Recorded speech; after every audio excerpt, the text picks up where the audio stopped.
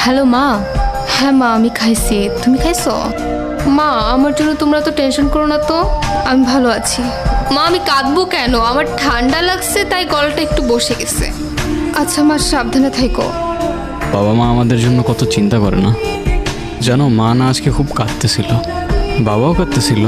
আমি যে নাই, মা তো বিশ্বাসই করতে চায় না। আর আগে তাদের সাথে কত খারাপ ব্যবহার করে ফেলতাম, তাদেরকে অনেক কষ্ট দিয়ে ফেলছি না।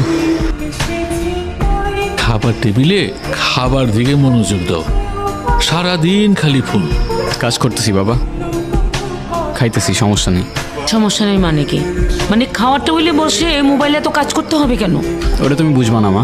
শোন বাবা, আমরাও তোর এই সময়টা পার করে আসছি। সেম ডায়লগটা অলওয়েজ কেন দাও বাবা, বলো তো? শোনো, তোমার আর আমার জেনারেশনের মধ্যেই না অনেক বড় একটা ডিফারেন্স আছে।